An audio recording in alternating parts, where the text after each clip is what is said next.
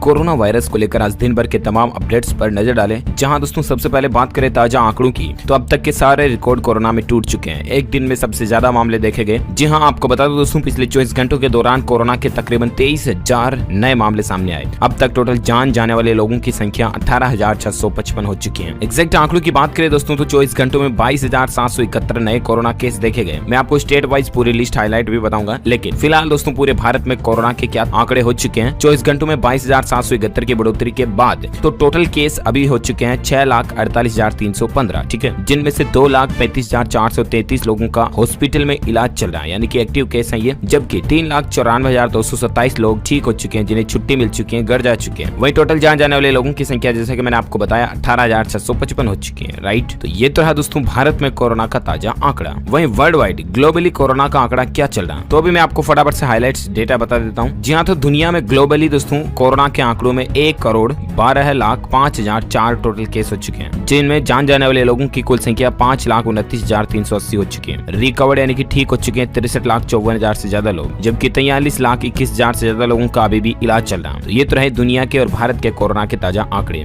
और आइए अब मैं आपको बताता हूँ दोस्तों, कोरोना वैक्सीन को लेकर भी बहुत अच्छी खबरें अपडेट है। इसके अलावा भारत में कोरोना की संख्या बढ़ने को लेकर भी अपडेट है। साथ ही दोस्तों चीन का बड़ा खुलासा सामने आया पूरी दुनिया के सामने। खुद WHO ने चीन का खुलासा किया है। मैं आपको बताऊंगा पूरी बड़ी खबर अपडेट की आखिर कैसे वर्ल्ड हेल्थ ऑर्गेनाइजेशन ने चीन की पोल खोली है। इसके अलावा कोरोना का अभी अर्थव्यवस्था यानी कि मार्केट पर, बाजार पर क्या असर चल रहा है, क्या देखने को मिल रहा है, वो भी मैं आपको बताऊंगा। एक एक करके सभी कोरोना अपडेट्स को जानेंगे, इसीलिए ध्यान से बने रहेगा हमारे साथ इस वीडियो में और एकदम पूरा लास्ट तक जरूर देखिएगा। सबसे पहले अपन बात करें अपडेट की, तो जहां देख पा रहे कि इस कंपनी ने चूहा खरगोश पर किया कोरोना वैक्सीन का टेस्ट। और अच्छी बात यह है दोस्तों की एंटीबॉडीज ने खत्म भी कर दिया है वायरस को। जी हाँ, आपको बता दूं कि दवा निर्माता कंपनी जायडस जल्द ही अब कोरोना वायरस वैक्सीन का इंसानों पर परीक्षण करेगी। कंपनी का कहना कि उसे वैक्सीन के मानव परीक्षण की इजाजत भी मिल गई है। भारत में स्वदेशी स्तर पर कोरोना वायरस के लिए टीका बनाने वाली जायडस दूसरी कंपनी है। सरकारी कंपनी भारत बायोटेक भी कोरोना वायरस से लड़ने के लिए एक टीका बना रही है और कंपनी इसे 15 अगस्त तक इसके ट्रायल का नतीजा रिजल्ट जारी करने का भी दावा कर रही है। देखते हैं और क्या अपडेट आता है। जायडस ने दोस्तों शुक्रवार को बताया कि उसके अहमदाबाद स्थित वैक्सीन टेक्नोलॉजी सेंटर में कोरोना वायरस की वैक्सीन विकसित की जा रही है। कंपनी ने कहा कि उसे drug control general of India यानी कि DCGI तथा सेंट्रल ड्रग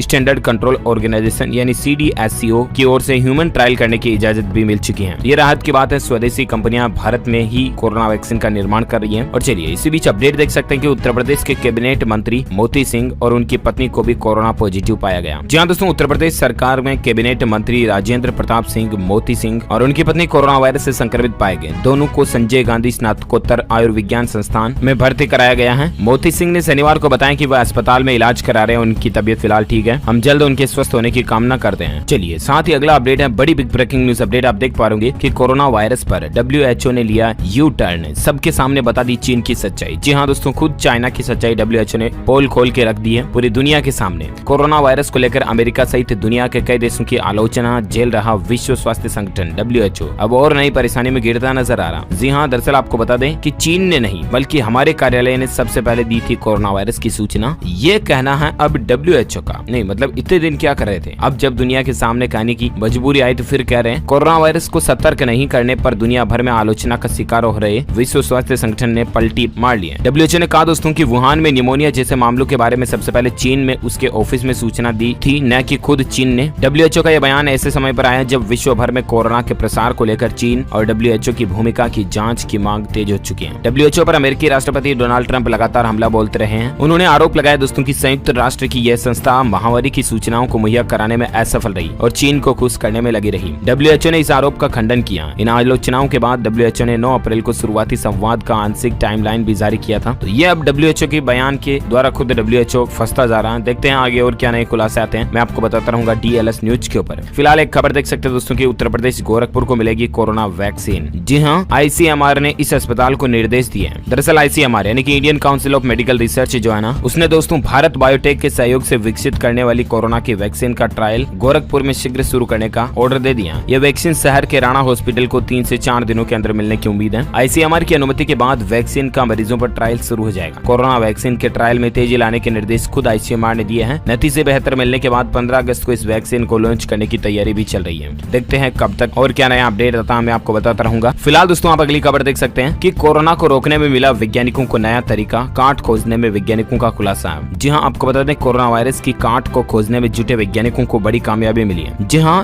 वैज्ञानिकों ने दोस्तों एक ऐसा नया तरीका खोज निकाला है जिससे कि इस खतरनाक वायरस को रोकना संभव हो सकता है। उन्होंने कई मॉलिक्यूल की पहचान की है जो कि कोरोना से जुड़े एक प्रोटीन पर अंकुश लगा सकते हैं। इसी प्रोटीन के जरिए ये वायरस प्रगति करता है। इस खोज से कोविड-19 के लिए नए उपचार के विकसित की राह भी खुल सकती है। अमेरिका की कोलंबिया यूनिवर्सिटी के शोधकर्ताओं के अनुसार नया कोरोना वायरस SARS-CoV-2 पॉलीमर्स नामक प्रोटीन का उपयोग करता है और इस प्रोटीन के जरिए कोरोना संक्रमित मानव कोशिकाओं के अंदर अपने जीनोम की प्रतिकृति तैयार करना। यानी कि दोस्तों सीधा सिंपल भाषा में बोले, अगर आप साइंस में नहीं समझ पा रहे हो तो मैं आपको बताता हूँ सरल भाषा में कि वायरस जो है ना, ये अपने शरीर के अंदर की सेल्स में जाता है, कोशिकाओं में जाता है ना। उसके बाद ये करता क्या कि खुद के क्लोन बनाता है। ये वायरस अपनी कोशिकाओं की ऊर्जा माइटोकॉन्ड्रिया से कंज्यूम करता है और फिर अपनी खुद की प्रतिक्रिया या क्लोन प्रतिकृति बनाता रहता है, जिससे कि वायरस की संख्या डबल 2 से 4, 8, 16, 64, 128 ऐसे बढ़ती सीधा, है ना। तो अब वैज्ञानिकों ने क्या किया कि ऐसी प्रोटीन को खोज लिया जिसकी वजह से पता चल रहा है कि इस चीज के कारण की वजह से वायरस अपनी संख्या बढ़ा रहा है, ठीक है ना। तो अब देखते हैं कि वैज्ञानिक उस प्रोटीन या उस कारण को खत्म कैसे कर पाते हैं। ये वाकई में साइंस के साथ साथ पूरी दुनिया के लिए भी अच्छी बात होगी। चलिए साथ ही अगली खबर है कि कोरोना से एक भी मौत होना दुखदाई है, ये कहना है कैप्टन अमरिंदर सिंह का। जहां पंजाब में जो हालात बुरे पैदा हुए हैं, इसके चलते केंद्र और राज्य के समन्वय और भारत चीन विवाद संबंधित सवालों पर राज्य के मुख्यमंत्री कैप्टन अमरिंदर सिंह ने सहारा न्यूज नेटवर्क के मुख्य कार्यकारी अधिकारी से बातचीत की और उन्होंने कहा कि कोरोना ने पूरी दुनिया को बदहाल कर दिया। पंजाब में भी संक्रमितों का आंकड़ा 5000 के ऊपर पहुंच गया, तो वहीं पंजाब को आर्थिक रूप से भी ज्यादा नुकसान उठाना पड़ा है। एक आकलन के मुताबिक कोरोना के चलते कितना नुकसान हुआ वो मैं आपको आगे इकोनॉमिकली न्यूज के अपडेट में बताऊंगा इसी वीडियो के माध्यम से। लेकिन दोस्तों दुनिया काफी मुसीबतों का सामना झेल रही इस वायरस के मौके पर, और इसीलिए तो मैं भी आपको बार बार बताता रहता हूँ कि आप मास्क लगाकर ही घर से बाहर निकला करें। अच्छा, इसी बीच एक खबर देख सकते हैं, कोरोना वायरस को लेकर दिल्ली वालों के लिए राहत भरी खबर है। पॉजिटिव मामलों की रेट घटी है। जी हाँ, आपको बता दूं राजधानी में मंगलवार को पॉजिटिव रेट 12.80% था, बुधवार को पॉजिटिव रेट 12.23 रहा, गुरुवार को यह घटकर 11.39 आया और अभी शुक्रवार शनिवार तक 10.42 से भी नीचे आ गया। ये राहत की बात है। और एक अपडेट देख सकते हैं कि इन 5 राज्यों में कोरोना संक्रमण सबसे ज्यादा चल रहा है। मृतकों की संख्या भी चिंताजनक है। जी हाँ, आपको बता दूं कि 5 राज्य कौन कौन से जहां कोरोना का प्रकोप पूरे देश पर है, लेकिन कुछ राज्यों में सबसे ज्यादा है। तो दरअसल कोरोना के मामलों की बात करें तो राज्यवार आप देख सकते हैं, पिछले 24 घंटों में महाराष्ट्र में 6000 नए मामले आए, तमिलनाडु में 4000, दिल्ली में 2000, तेलंगाना में 1800, कर्नाटक में 1600, वहीं पूरे देश में इस दौरान 22,771 नए मामले देखने को मिले। अब अगर इन 5 राज्यों के मामलों को जोड़ लें दोस्तों तो इनकी संख्या 16,779 हो जाती है, यानी कि अन्य राज्यों के कुल मामले 5,972 हैं, जबकि इन 5 राज्यों के मामले कितने ज्यादा हैं। इसलिए दोस्तों इन 5 राज्यों में बहुत ज्यादा गंभीर परिस्थितियां चल रही है। अगर आप भी दोस्तों इन 5 राज्यों में से किसी स्टेट में रहते हैं तो प्लीज और भी ज्यादा be alert and be safe. चलिए इसी बीच कोरोना को लेकर अगला अपडेट है कि दोस्तों कोरोना काल में भी ग्रोथ करने वाली दुनिया की 100 कंपनियों की लिस्ट में रिलायंस इंडस्ट्रीज ने अपनी जगह बनाई। भारत की एकमात्र अकेली ये ऐसी कंपनी है जो कि कोरोना वायरस की संकट की घड़ी में भी ग्रोथ कंपनियों के रूप में है। और अच्छी बात है दोस्तों की ये कंपनी भारत की भी है, तो ये हमारे भारत के लिए बड़ी ही गौरव की बात है। इकोनॉमी को लेकर कुछ और खबर देख पाएंगे कि कोरोना महामारी का असर देखिए नई कंपनियों के पंजीकरण में भारी गिरावट देखने को मिली है। जी हाँ, यानी कि नई कंपनियों का जो रजिस्ट्रेशन होता है ना, इस मामले में भी इस आंकड़े में भी भारी गिरावट देखने को मिली है। जब से कोरोना काल लॉकडाउन महामारी का मसला आया ना, उसके बाद से अर्थव्यवस्था पर कोरोना के प्रभाव का पहला स्पष्ट संकेत है कि फरवरी 2020 से नई कंपनियों के रजिस्ट्रेशन में भारी गिरावट आई है। कॉर्पोरेट मामलों के मंत्रालय MCA के आंकड़ों से पता चलता है दोस्तों कि अधिकांश उद्यमियों ने ऐसी पूंजी रोक ली है जिन पर जोखिम हो सकता है और नए उपक्रमों में निवेश करने में संकोच भी कर रहे हैं। अप्रैल 2020 में MCA में कुल 3209 नई कंपनियां पंजीकृत हुई, जबकि अप्रैल 2019 में 10,383 कंपनियां रजिस्टर्ड हुई। तो अब दोस्तों आप खुद ही अंदाजा लगा सकते हैं कि आखिर पिछले साल की तुलना में इस साल कंपनियों के रजिस्ट्रेशन रेट में कितनी बड़ी गिरावट देखने को मिली है। इसी बीच एक अपडेट ये भी है कि कोरोना वायरस के संकट में वही कंपनियां बचेंगी जिनकी बैलेंस शीट मजबूत है। यह एक SBI की रिपोर्ट निकल कर आ रही है, जहां कोरोना वायरस के संकट के चलते देश और दुनिया में लगभग सभी सेक्टर्स को संकट का सामना करना पड़ा है और इसके बाद भी किसी कंपनी की क्षमता को उसके मुनाफे या नुकसान के जरिए नहीं मापा जा सकता है। भारतीय स्टेट बैंक की इको रेप रिपोर्ट के मुताबिक ऐसे संकट के दौर में सिर्फ वही कंपनियां बचेंगी जो कि केस रिच हैं, यानी कि जिनके पास बैलेंस शीट मजबूत है। कोरोना संकट के चलते फाइनेंशियल ईयर 2020 की आखिरी तिमाही में ज्यादातर सेक्टर्स की कंपनियों को नेगेटिव ग्रोथ का सामना करना पड़ा है। एक रिपोर्ट के मुताबिक automobile industry, FMCG, consumer durable कंपनियों को कमजोर ग्रोथ का सामना करना पड़ा है, लेकिन उन्हें इस संकट से निपटने के लिए अपनी कंपनी की बैलेंस शीट को मजबूत बनाए रखने की जरूरत है। कैश वगैरह भी कंपनी के पास बनाए रखने की जरूरत है। अच्छा, इकोनॉमी को लेकर और एक अपडेट देख सकते हैं। कोरोना का इफेक्ट देखिए, सोने की डिमांड में भी भारी गिरावट देखने को मिली है। व्यापार घाटे पर राहत मिली है। जी हाँ, वित्त वर्ष 2020-21 के पहले 2 महीनों के दौरान सोने का आयात घटकर $7.9 करोड़